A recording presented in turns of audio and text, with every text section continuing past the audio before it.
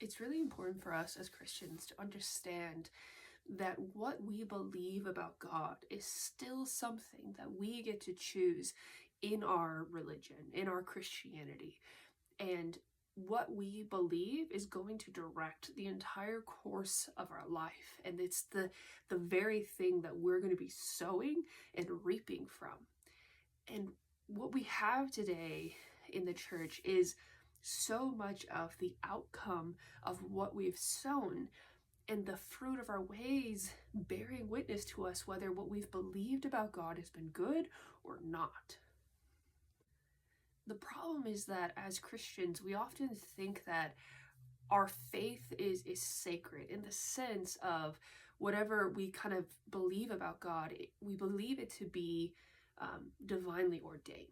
And we don't recognize that still within Christianity, we are choosing what to believe about God. And these things can be motivated from our own fallen minds, our own fallen hearts. And what I mean by that is not necessarily like believing in the prosperity gospel. Oh yeah, God's going to give me a Mercedes and, a pile of gold or whatever. We kind of take sin to always be that desire for greed or luxury. And that's a very oversimplification about how sin really works.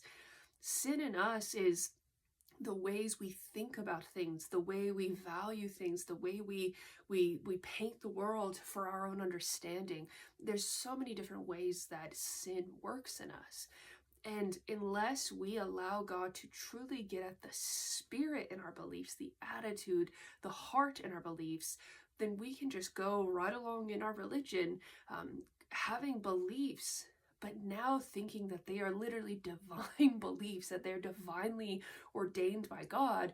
And then it becomes this issue where God can no longer interfere in our beliefs because our own believing is now believing it's the authority of God.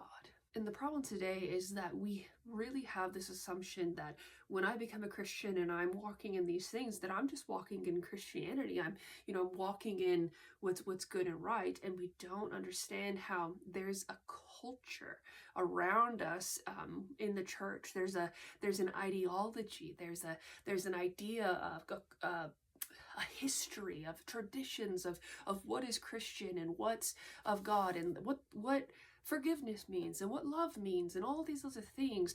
There's this idea, these beliefs about those things that we're being taught, and those things can be wrong.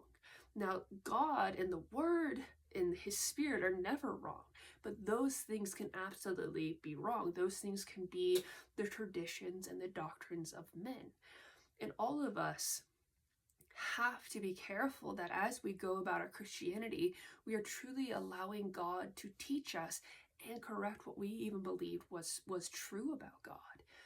And the problem is that so many people dig their heels in and they so adamantly defend their faith about their faith that they can't be corrected. They can't hear where God is rebuking them, and they can't see the fruit of their ways. Because I think in their minds, their faith about faith is one and the same with the faith and God.